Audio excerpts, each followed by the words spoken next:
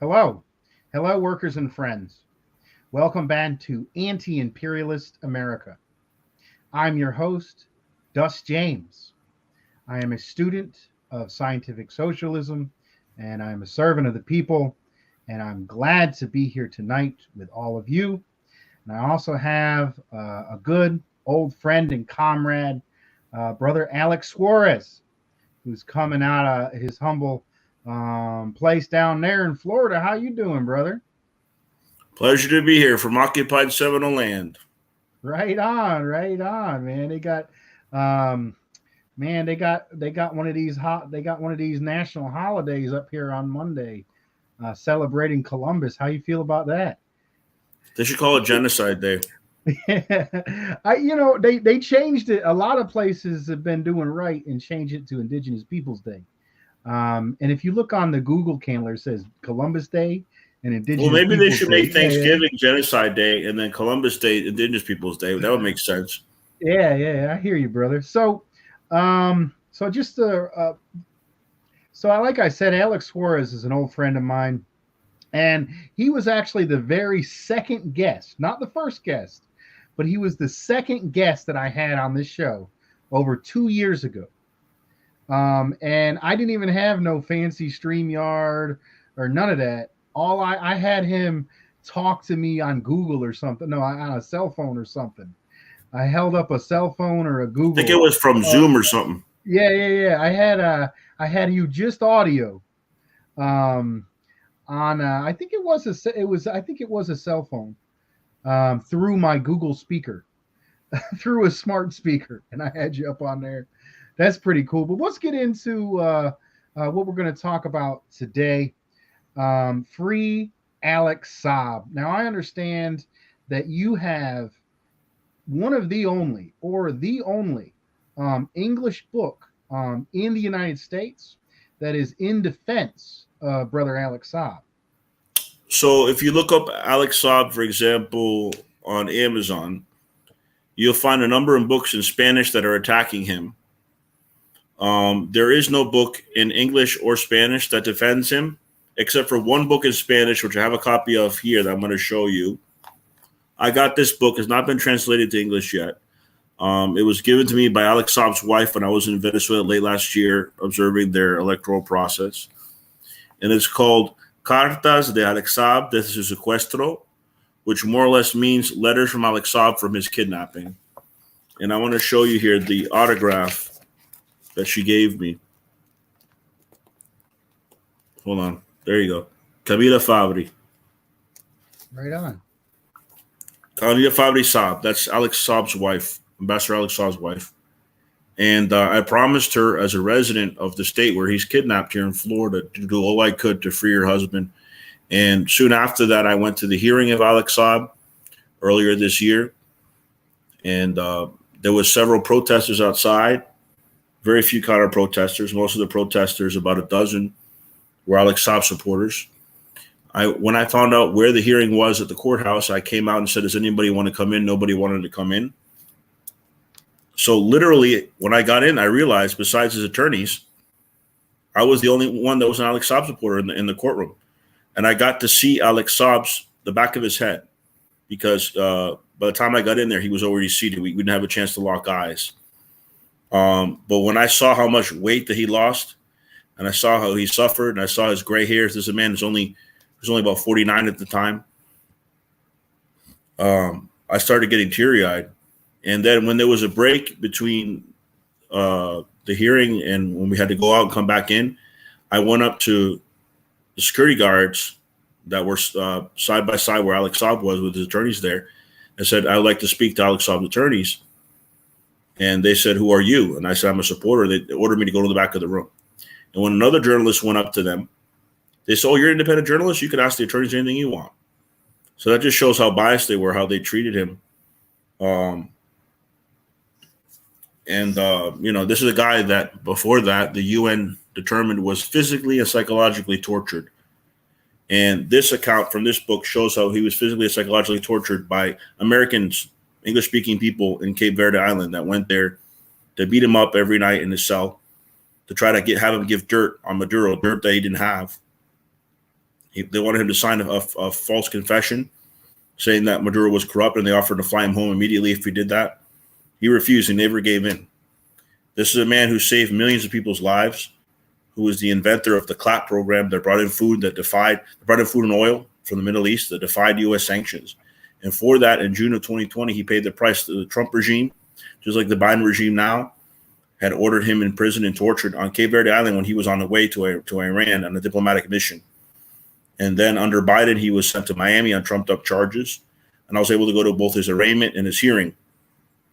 At his arraignment, even the journalists couldn't get in to the room because the judge was already upset that some pictures of him came out that weren't supposed to, so they were very limited access. I tried to get in, I couldn't get in.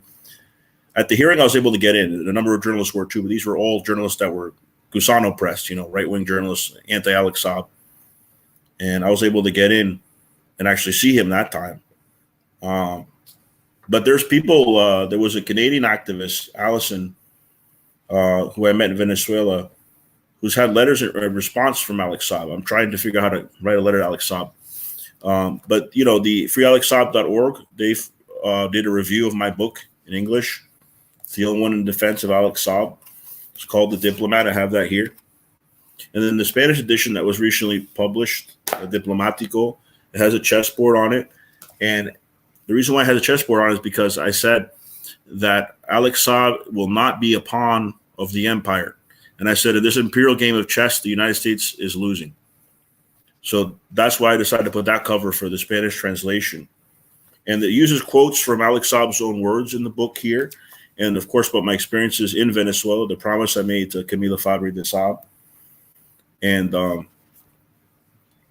to me, Saab is an iconic figure of the Latin American left, much like Che was, that represents the defiance of sanctions in U.S. empire. The U.S. empire today does not make martyrs. They imprison you. They torture you rather than assassinate you like they did with Che. But he's clearly a hero that more Americans should be familiar of. This hat, for example, is one of the few that exists, was given to me in Venezuela as part of the Free Alex Saab committee. So I'm partly part of the struggle here in North Florida. I'm part of Hands Off of Venezuela, North Florida. I used to be the president when I went to UNF of Hands Off Venezuela. I gave announcements all the time in classes, recruiting students, talking about the sanctions. But there's a lot of complacency.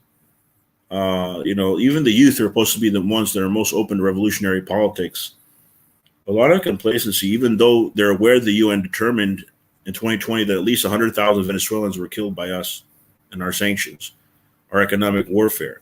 And if you look at the figures, there's only 28 million Venezuelans in the country. So that's the equivalent with our population of killing 30 million Americans. And 30 million, as you know, Dust, is the same amount of Soviets that sacrificed their lives during World War II from the Nazi onslaught, more than any other nation. So it's like losing 30 million Americans, the lives have been lost and more now, the past 2 years under Biden in Venezuela. And for what? For voting in a way that we don't like. And I can say that with authority because I was part of many campaigns here in the United States and having seen with my own eyes as one of the 500 nationals, one of the few Americans that were permitted to observe the regional elections in Venezuela late last year, that their system is more democratic than ours. To call this a dictatorship is ridiculous. What we want is their oil. What we want is to put in a puppet like Guaido. It's clear the majority of the Venezuelan people are behind Maduro and the United Socialist Party. It's clear that the right-wing opposition is very divided. And that's the reality. Very powerful testimony. And thank you so much for your service and your work to the cause of socialism and humanity. Thank you, everybody, for joining us. If you're just coming in, please make a comment, ask a direct question, either live or afterwards. Share this out on Facebook, share this out on Twitter, spread it around. Let's continue. First, let's just break it down simple for folks. I'm a truck driver from North Carolina. Let's just get this straight up, simple words. What happened? Maybe I can give I'll try to give a summary, and then you can go ahead and correct me. But Brother Alex Saab, a businessman, I believe originally from Colombia, was acting as a diplomat on behalf of the Venezuelan people to try to get food to the Venezuelan people working with the popular government, revolutionary government in Iran, and he was arrested and tortured in Africa, not in the United States. Nothing to do with the United States. He was tortured, and he's still. Is he still in custody? I disagree with you, though. It did have to do with the United States because he Mhm. reported that there was Americans speaking American English, not the dialect of Cape Verde Island off the coast of Africa, that were in his cell beating him. They were wearing masks, but they were American agents that were beating him and trying to torture him. What I They were mean, probably CIA. the Americans arrested him and tortured him, but he wasn't in American jurisdiction. He That's correct. wasn't dealing with American businessmen. What I mean was, Yeah, he didn't go directly to the United States. They Yeah. kidnapped him in a third country. In that sense, you're correct. well, what I mean is he was doing nothing that the American government had any business to be involved in. Well, they didn't like that he defied U.S. sanctions, but the UN declared that those sanctions, those unilateral sanctions, are illegal. So he was actually acting within the law to define those sanctions. But because the United States says that they're above international law, they're trying to make an example out of him. It's also important to understand that there was 7 federal law violations that they originally brought against him, and they dropped 6 of them. Cape Verde, in order to save face, tried to say, oh, we convinced the U.S. empire to drop 6 of them. That's not true. What happened was there's no evidence. So the lesser charge, which is the one that remains that he still faces 20 years for, is not even money laundering. It's conspiring to money launder. So it's basically hearsay, relying on a witness. It's a very weak case, but because we have high sentences, he could face still up to 20 years for it. And there could very well be a prisoner exchange at this point. There was a recent prisoner exchange with the nephews of Maduro and a few American criminals that were held in Venezuela. There's still Fat Leonard, who's not American, by the way. I believe he's a U.S. resident, but he's originally from Malaysia. Fat Leonard got caught like bribing half the admirals in the entire U.S. Navy, or maybe more. And for millions of dollars, they're at the bill was 35 million or something. And he escaped house arrest and ended up in Venezuela. And the Venezuelans have him now. The U.S. want him. He has a lot of intel to give the Venezuelans. So he's somebody potentially, even though Saab has not been convicted yet, Biden could pardon Saab and do a prisoner exchange for Fat Leonard. That's something that could happen now. Would you say that Alex Saab is a political prisoner? Absolutely. And that's why you have people like Oscar Lopez Rivera, who was in prison for being an independent Puerto Rican fighter, not even convicted of a violent crime, for nearly 40 years, pardoned by Obama. I met Oscar Lopez Rivera. Oscar Lopez Rivera is one of the chairmen of the Free Alex Saab Committee. I met him in Miami, outside the courthouse. That's why he's involved in this case, because he sees Alex Saab as a political prisoner like himself. Very powerful. I mean, there's a history of this is supposed to be the birthplace of democracy, the greatest. By the way, Mandela was in prison for less time than Oscar Lopez Rivera, just to give you an idea. And Oscar Lopez Rivera is still in the struggle. I mean, this is supposed to be the greatest country in the world with the best democracy, and the United States has quite a few political prisoners. Abu Jamal, Peltier, I think that his name, Native American. Leonard Peltier, yes. Leonard Peltier, a number of Puerto Ricans, our brothers and sisters at the Black Alliance for Peace, have a wonderful campaign with all. He was part of AIM, which was the American Indian movement. Peltier, yes. Yeah, our brothers and sisters at Black Alliance for Peace, which I was a Solidarity member of for at least a while. I'm not sure if my dues are current, but they have a complete list of political prisoners in the United States, mostly former Panthers and others who were brought up. And now we're looking at this, and I see behind you there's a picture of Julian Assange, another political prisoner, being in prison because they went against the prophets of the American empire and they stood up for the people. I mean, how do you reconcile this? I mean, you're down there in Florida. So I believe it was May of 2021. The father and brother of Julian Assange arrived to the United States. Their first stop was in Miami. I drove down to Miami to meet them. and they were collecting funds for the legal defense of their son and their brother. And the first thing I said when I met them was, and this was when they were still holding Alex Saab in Cape Verde. It's in the book. The first thing I said to them when I met them, have you heard of Alex Saab? And they said no. And within 2 weeks, you saw Anti-Imperialist give an interview with Gabriel Shipton, the half-brother of Julian Assange. And in that interview, Gabriel started talking about Alex Saab. And within about a week of that happening, the famous Spanish judge, Garzon, who made the arrest warrant against Pinochet when he was under Margaret Thatcher's protection back in the 90s, Judge Garzon, who was representing the Assange case at that time, offered his services to Alex Saab. So you could say I was one of the people that was at the right place at the right time to help set that in motion. Mm-hmm. And a lot of people, and even Camille Fabre de Saab has said this, see commonalities between the Saab case and the Assange case. And actually, they were born the same year. Assange turned 51 recently. Saab will be 51 at the end of the year. They were both born in 1971. They have a lot in common, and they're both heroes. And they both suffered the consequences of defying U.S. empire. Mm-hmm. One for the act of diplomacy, the other for the act of journalism. You said you were able to meet Alex Saab's wife when you were down there in Venezuela. Maybe you could talk a little bit of, what kind of state she was in. Well, she was giving a speech to a panel. From a panel to us in the audience. And we had locked eyes at one point, and they had a part that was a Q&A, but I had lost my notebook. So I went back to look for my notebook, and it was a very emotional moment. And I came back just in time when people were coming up to her getting copies of this book that she was signing for them.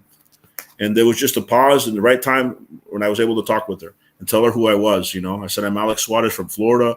I'm going to do what I can for your husband. Could you please sign this for me? And then the next day she followed me on Twitter. We had a beautiful picture together that's in the book. Let me see if I can show it here. Yeah. On the corner here, that's Camille Fabre de Saab and myself. And I had no idea I was going to be able to meet her when I went there. It was an honor. And made contacts with a lot of anti-imperialist figures while I was down there. Venezuela is the epicenter for the revolutionary cause, which makes sense if you look at the history. Bolivar, who liberated my father's country, Peru, he was a Venezuelan. He liberated much of Central and South America from the Spanish imperialists at the time. So we have these historical ties with Venezuela. And Venezuela having all this oil, the U.S. is always trying to meddle there. But the Venezuelans are a proud, dignified people. And they've been able to have solidarity and coalition build and true unity in order to get power and defy the U.S. sanctions. Alex Saab, as a Colombian who got Venezuelan citizenship, was inspired by the Bolivarian Revolution and used his services to defy U.S. empire bravely. He knew they were going to go after him, but he still took that trip, knowing all the risks, leaving his children, his wife behind. And even under the most severe torture, refused to give in. He's a true hero. And the way they try to defame him and make him look like an informant is ridiculous. I was there at the court, and I know all of this is baseless. And I hope that my book can help to vindicate him and help to change hearts and minds of the American people about Alex Saab, to pressure the Biden regime to release him in a prisoner exchange or to release him some way. Very powerful. I know this is a sad situation with her partner being tortured, but would you say she's defiant and determined to see justice for her family, and as well as the larger. By the way, she can't even go back to her native Italy. They brought trumped up charges against her in Italy, just because she's the wife of Alex Saab. She wasn't involved in any of his activities. And also, when his child, who wasn't involved in anything, turned 18, the U.S. made sanctions against him just for being of his blood. So this is how terroristic the sanctions are, and how they're harassing Alex Saab's family, who are under the protection of the Venezuelan government. They try to make it seem like in the courts in Miami that his family are under threat. No. I saw Camila Fabre move freely through the hotel. She's free in Venezuela. She's treated as a hero, as her and her family are, and as a dignitaries of Alex Saab, of diplomat. I was treated myself as a diplomat, as an observer in Venezuela. So I know how the Venezuelan people appreciate Alex Saab and appreciate internationals and others who come to try to see the truth of Venezuela. The way that they portray Maduro's government is absurd. Right on. So let's break it down for folks here in the United States, working folks here in the United States, white folks, black folks, brown folks, everybody working. What are we constantly told, especially on Univision, is the worst, as well as Fox News, NBC. I can tell you this: I felt more safe in Venezuela than I do in many streets here in the United States. Right. And I saw the interactions between, they call it the Unión Cívico Militar. So the military police, when they come to the working class and the barrios, the people of color neighborhoods in Caracas and the outskirts where I went, they feel safe. They're protecting them from the white bourgeois mobs that want to come and lynch them. They feel safe by them. When people make a comparison between the anti-imperialist police in Cuba, which I've been to as well, and Venezuela, and the police in the United States, this is just blatant ignorance. The police and the military represent the working class in these societies. They don't represent the bourgeois or the interests of the imperialists like here. You can't make that type of comparison. Right on. So, I mean, that's what we're constantly told. We are told that Nicolas Maduro is a dictator. We are told that they have no freedoms. We are told that people are in horrible conditions there. I mean, you've been to Venezuela and you know that the reality is. By the way, not just any American go to Venezuela. Because of the diplomatic relations that have been severed, you have to get a special visa. And I had to go via another country. I don't want to necessarily get into that, the logistics at this point. But I'll tell you this. If it wasn't for the fact that in 2019, I was one of the ones that defended the Venezuelan embassy and was known by Venezuelans for those actions and maintained and cultivated over years those connections, I wouldn't have been able to be invited down there. And I was invited by the United Socialist Party, by two individuals, by Cabello, who's the number 3 in the Venezuelan government, and by the ambassador to Cuba for Venezuela, an important official who's the brother of Hugo Chavez. Literally, I came with those credentials and with their names, putting my name and saying he's allowed to come. So you couldn't just have anybody go. I mean, you had certain observers that were invited by oppositionists, like center-right parties, you know. I don't know if they got any Americans down there, but I was one of the few Americans actually invited by the United Socialist Party of Venezuela. So it was a true honor to go there and to be thanked by the Venezuelans for my actions at the Venezuelan embassy, and to be able to reassure Camila that I would fight for her husband from the empire. It was very moving, the whole trip. It was like a dream. Right on. So we're constantly told, you know, Maduro's a dictator. But I mean, if we look at right, let's look. Angela Merkel was elected more times than Maduro. Angela Merkel was hailed by the West as the greatest chancellor of Germany in a half century. She was elected in power like 6 times. I think Maduro's only been elected in power 4 times. So she was in power longer than Maduro. But she's white and she doesn't have oil. She actually relies on Russian oil. So, you know, then they don't call her a dictator. Or FDR, who's known as greatest president. He was elected in, 3 times at least? So we changed the laws later in the United States how many times you could be elected. But it was a public referendum that decided that Maduro could be elected in multiple times. It was the Venezuelan people that decided that, not the government itself. The government put that option out there in a referendum where they could have decided otherwise, and the people wanted that. And Maduro wasn't an unknown when Chavez died. He was his vice president. When Kennedy was assassinated, before Kennedy's blood was even dry on the blouse of his wife, Jackie Kennedy, Johnson was sworn in. Because Venezuela is more democratic than the United States, they had to have an election for Maduro to become president. You see, when Jorge Ramos, who I don't call a journalist, he's a CIA stooge, we know that. When Jorge Ramos went to do the provocative interview with Maduro, terrible interview. I saw the whole thing unedited, and I was like almost vomiting, like how vicious and provocative Jorge was being with Maduro. It's incredible how Maduro held his composure, really. But in the interview, Jorge's attacking Maduro, and one of the things he says to him is, "You were Chavez's vice president. You became president." And Maduro's like, "Yeah." But what I would have said is, "Yeah, because I'm more democratic than you. Because when you have a president die and their vice president, they automatically become without an election."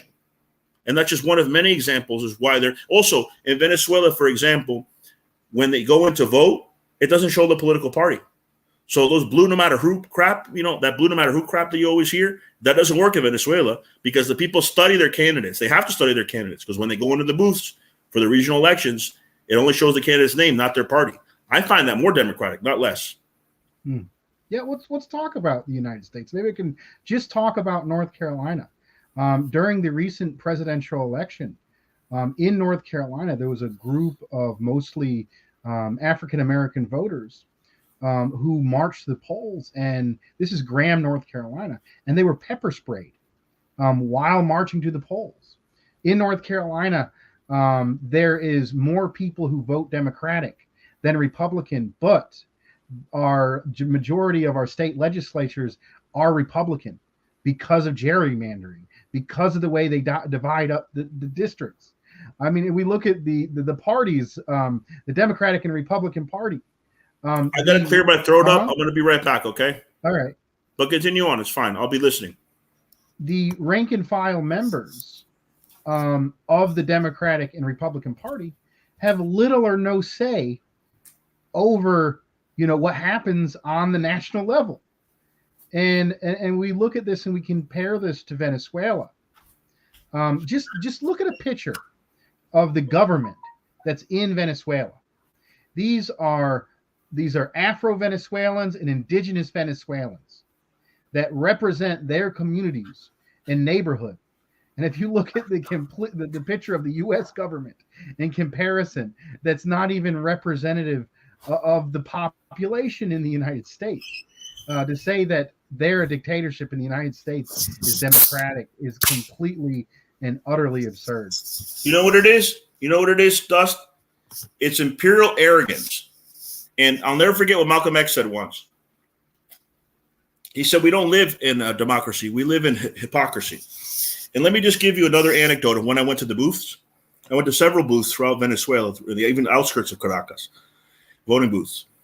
And to be able to see with my own eyes, it was very powerful. Like, I remember they told me about how they printed out, whenever they voted, a receipt of showing exactly who they voted for to verify first before they submitted. They don't do that in most U.S. states. They don't do that here in Florida, the background state. I believe the only state they do that is in Georgia. But yeah, they do that in all the regions of Venezuela, including Caracas. And I was able to go, and in my very good Spanish, they had no idea I was from the United States, a lot of them. I went over it, and I was like, eso ni siquiera hacen en Estados Unidos. So I said, they don't even do this in the U.S., and they were impressed. But I was impressed. I mean, to see, their voting process. And we were able to talk to oppositionists, and one of the oppositionists was complaining to us and saying, oh, my God, we don't see the political party of our candidates. And I'm like, that's great. How's that a bad thing? I mean, that just puts away the whole blue no matter who crap or the red no matter who crap that we have here that's so anti-democratic. There, they actually study their candidates and who they are before they vote for them. I think one of the major details that really puts this lie to rest, that somehow Venezuela is a dictatorship and the United States is a democracy, is the Venezuelan people recently wrote their constitution. Not like some old slave owners 200 years ago, but like the people themselves drafted and then approved by popular vote their constitution on a mass level. That is, that's insane. The hypocrisy is well, it's also important to understand, Dust, there's the CNE, and people like Dan Kovalik, very respected. I know him, and I saw him in Caracas face-to-face for the first time. He was not invited by the United Socialist Party like I was. He was invited by the CNE. The CNE is an independent organ. The CNE said in early 2022, this is after I returned to the United States, that there had to be a revote in Barinas. Barinas is the hometown of Chavez. There's been a Chavista control since 1998. Now, what happened was, over technicality, one of Chavez's brothers, who was governor of Barinas, had to step down, and the Chavistas got Chavez's former son-in-law to run instead. And it was him versus a couple oppositionist parties. And guess who ended up winning in Barinas? Acción Democrática, the Democratic Action Party, the center-right party. They won.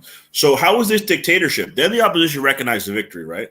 But how is it dictatorship? If they got to pick and choose where the winnings were, why would they pick Chavez's hometown of all places for the opposition to win? Now, out of 24 regions, only 3 of them went to the opposition, but that's the people's will, because the people understand that these sanctions are caused, these economic woes are caused by the U.S. imposed sanctions, and they understand that only the United Socialist Party will continue to work for the people. And also, a lot of these opposition areas, those people are going to go back to their mansions in Miami and abandon those areas. When the people see that, they're going to go back to vote for the United Socialist Party again. because they represent the white upper classes. I saw it myself. I talked to opposition candidates and opposition people that showed up at the voter booths. We had access to everything. They covered up nothing. It's a very transparent country. And also, when I was in line at the airport, I don't even think I mentioned this in my blog. I'm just remembering this now. When I was in line at the airport, going back to Florida from Caracas, I heard a lady say, "Chavistas de mierda." Am I allowed to swear in English at this time? That's fine. So Chavistas de mierda means these shitty Chavistas. And so I'm thinking to myself, this lady can fly to Florida and fly back to Venezuela and say whatever she wants in the airport in front of these officials. And you're going to call this a dictatorship? Give me a break. Very powerful. Maybe if I could, just try to bring it home to folks so the regular working folks can understand this. I mean, if you look on, let's talk about, folks in the city. How do they portray? If you look at the nightly news, how do they portray black folks living in the city? They paint them all as criminals because it's an oppressed population that they exploit the labor of, and then they demonize. How do they portray rural Americans on television as hillbillies, as ignorant, as dumb, because they put drugs into our communities? I mean, this is the same thing that I know people from rural Georgia that have libraries in their homes that are intellectuals. Like, these are just stereotypes. There's very intelligent people from the rural areas in this country, but there's this blatant, stereotype of ignorant people that they always try to impose on us. So, I mean, that's the same thing they do to our brothers and sisters in Venezuela, in Bolivia, in Nicaragua. They're not capable of governing themselves. Not only are they capable of governing themselves, they govern themselves better than us. And they have a system that's more democratic and more transparent than us. That's why they want to block Americans from going there. That's why they're imposing these sanctions. I mean, let's bring up another. Because they're an example of how to defy the U.S. empire and to still succeed despite those obstacles. I mean, let's bring up another country that was in the news recently, which is do more with less. Which is Iran. And Iran has been demonized as this horrible, sexist, authoritarian theocracy. When in reality, I mean, if you go to Iran, it's a very modern place. They had a popular revolution. A large portion of their businesses are actually nationalized. And do you know where Alex Saab was going when they kidnapped him? That's where I'm going with. He was going to Iran, but let me put it this way: if somebody's coming out and saying that these police that attacked this woman need to be investigated, I'm in favor of that. If somebody's coming out and saying we need a regime change, I'm going to say, wait a minute. You see, it depends what they're demanding. Not every single person that's being critical of the Iranian government right now are pro-imperialist. That's not fair. But there are many people that are using the fact that these protests are going on to say we need to overthrow the regime. Those voices I don't have any respect for, because there are elements still in the Iranian government of anti-imperialism that should be respected. Would you say that the news is that latter portion that is simply trying to? Well, of course, the corporate press in the United States has always been hostile to the Iranian government since they first formed in 1979. So they're seeing this as an opportunity to promote regime change. They don't care about women's rights. What about the women's rights that are the women that are suffering from the U.S. sanctions? Dan Kovalik did a video of this recently. He's completely correct that the women suffer from the economic sanctions on Iran. If they care about women, they should be against the sanctions, because also all governments that receive sanctions use the sanctions to say, oh, it's all the West's fault. And usually they're right. It is the West's fault. But it also could be a cop-out over time. You want to get rid of that cop-out, get rid of the sanctions. The sanctions don't really hurt the governments. They hurt the people. And the people that are intelligent, the majority, know why they're having these economic woes. And they end up supporting the government even more as a result, not less. I saw that in Venezuela myself. A lot of people that necessarily wouldn't have voted for Maduro's party, because they were fed up with the sanctions, seeing their family members die from the sanctions, and knowing that the U.S. caused it, they say, we'll support any party that's going to come out the most against the sanctions. And that's the United Socialist Party. So, I mean, on the corporate news, they demonize poor black and brown folks. Here in the United States, they demonize countries that are standing up for themselves. It's interesting. We're taught that Iran is this evil theocracy, and we're taught to support either Trump or we're taught to support either Biden. These are our salvations. These are the two parties that one of them is going to help us out. But I mean, these are the same politicians, both these parties, the imperialist duopolies, I call it. They're keeping us poor. They're refusing to give us health care, refusing to allow, refusing to give us child care, refusing to improve our schools, Name me a refusing, U.S. you know, state that provides sex change procedures free out of pocket for transgender people. It doesn't exist. And in Florida, you're not even allowed to say the word gay in public schools anymore. Just the hypocrisy. Because in Iran, actually, the government offers a program for transgender Iranian citizens that want to do sex change. They pay for it. They don't have to pay out of pocket. And so, there might be homophobia in Iran, but at least when it comes to trans rights, in many ways, they have it more than the United States. Because under the Shia Islam that they interpret in Iran, they're very accepting of trans people and give them the option to have sex changes. Very interesting point. That's one of their own points. That's one of the social issues that's often manipulated by. By the way, there are States. 10,000 Jews in Tehran, in Iran, that are treated with respect. Shia is very tolerant of religious minorities. I would say even more than Sunni Islam. So we're taught that our salvation are these politicians. You either got to back Democrats or back the Republicans, and that's the way out. Democrats and Republicans are destroying our communities, and they're putting sanctions on the people in Venezuela. They're putting sanctions on the people in Iran. And when the people in Venezuela were starving, who was there to trade with them and help bring them food? The Iranian people. I wanted to get into my book I'm working on, because we're already cool. Like a little more in the second half. We're 36 minutes in. Thank you, everyone, for joining. Please share this out. Please like.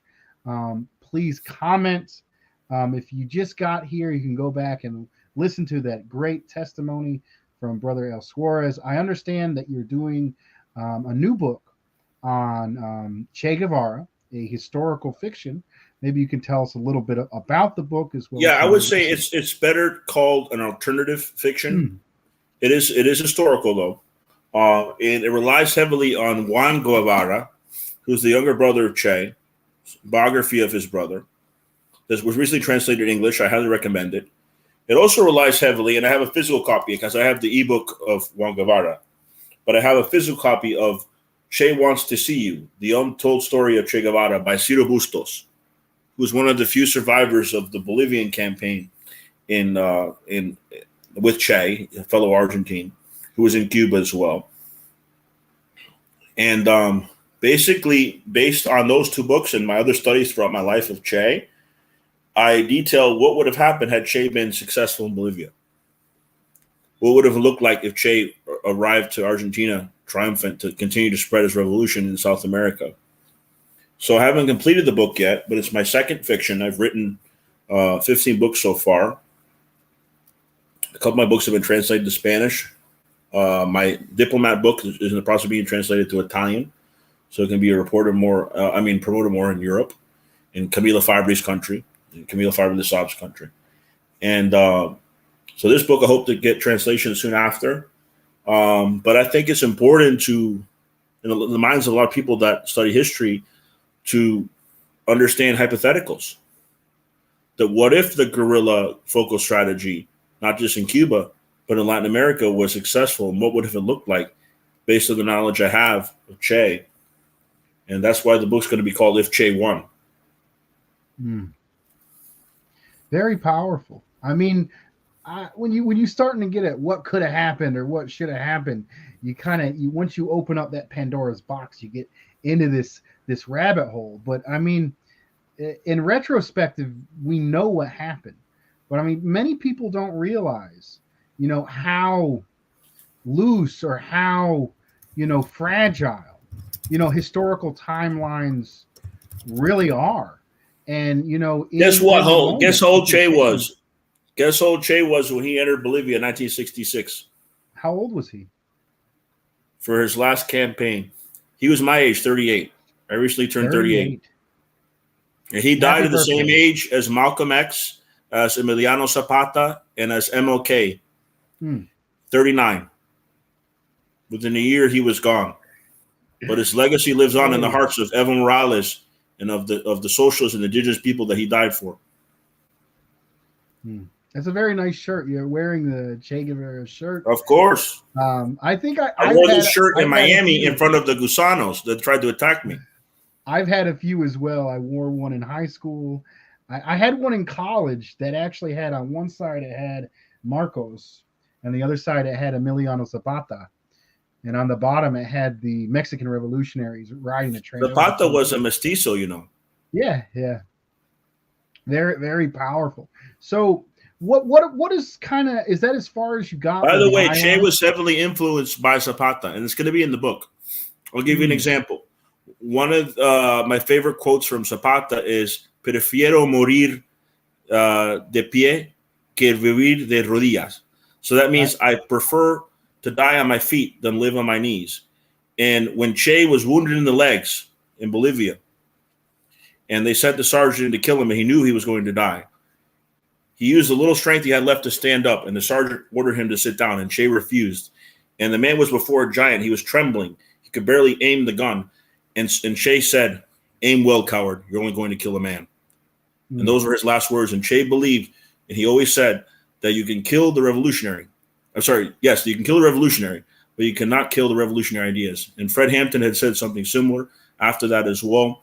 And Che believed in what Zapata said, that it's better to die on your feet. And that's exactly how he died. He also said if he ever died, he would fight the last bullet to survive.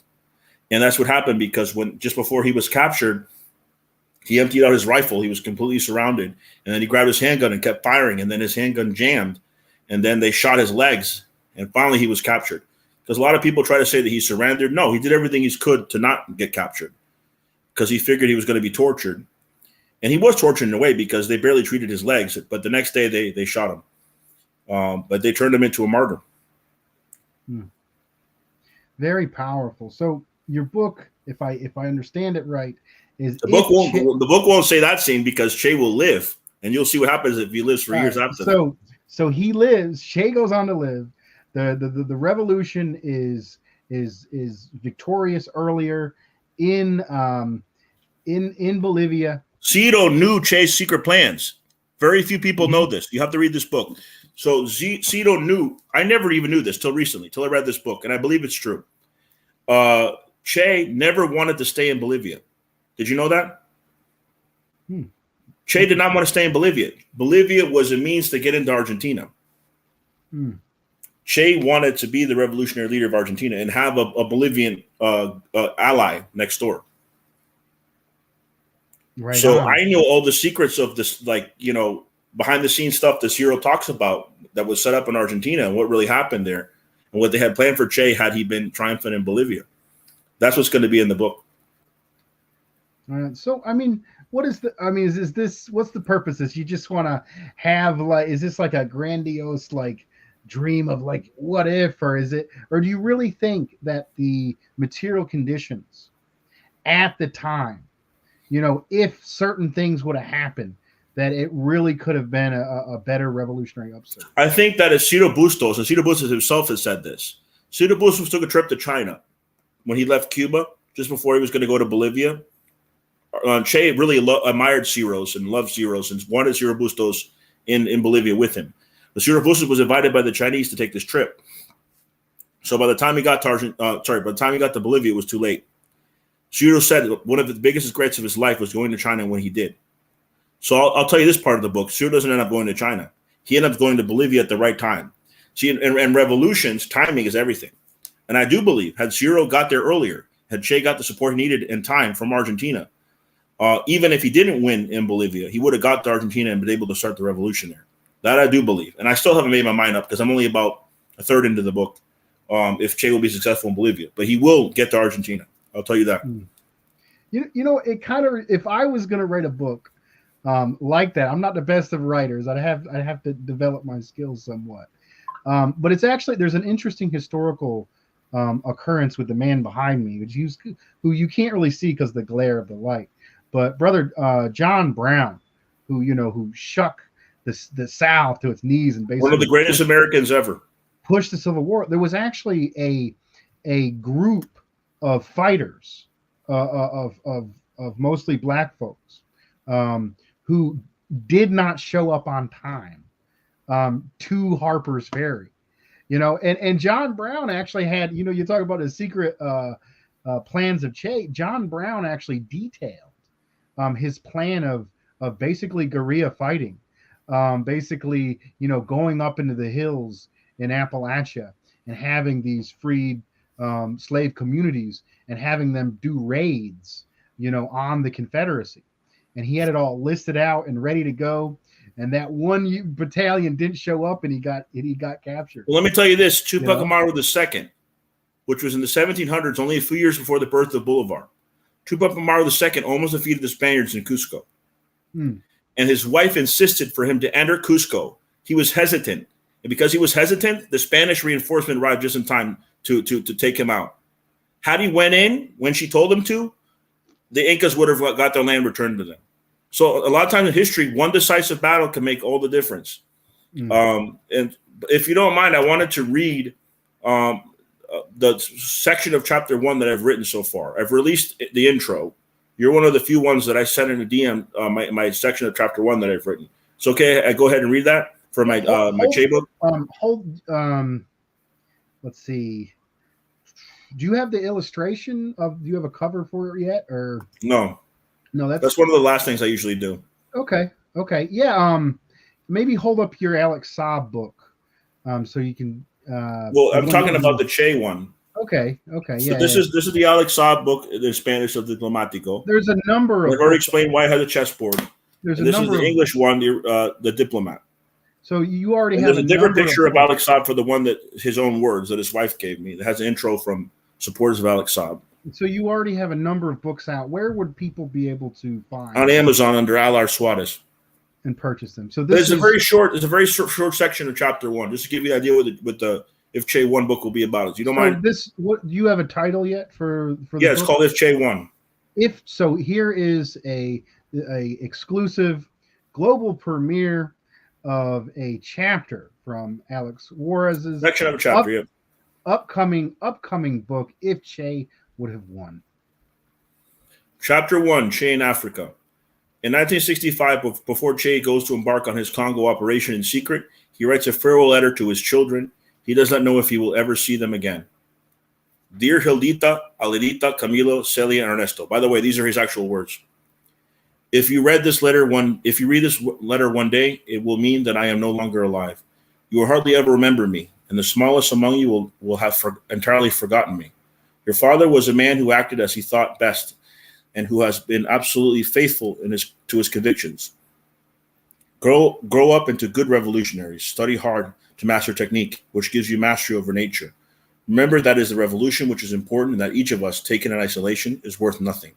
Above all, be sensitive in the deepest areas of yourselves to any injustice committed against whoever it may be, anywhere in the world. It is the most precious quality of a revolutionary. Yours always, my children. I hope to see you again. A big, strong kiss from your daddy.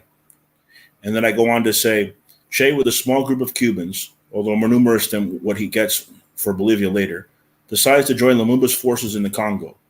Lumumba was assassinated in orders from the CIA 4 years prior to Che's departure to Africa. Che had been, as part of his diplomatic missions as the Cuban representative, to several African nations such as Algeria and Egypt, where he meets with Ben Bella and Nasser. The support from Nasser and Egypt is essential to the logistics of the Congo operation. In the Congo, Che has no ambitions for political office, but as part of his internationalist duties, wants Lumumba's leftists to take back control of the Congo from the imperialist-backed forces in the said country, as part of the ongoing Cold War with revolutions to push back against capitalist imperialism. Che feels the pressure from Maoists and those in the Soviet camp to pick sides, but instead leaves the infighting to embark on his guerrilla struggle in Africa.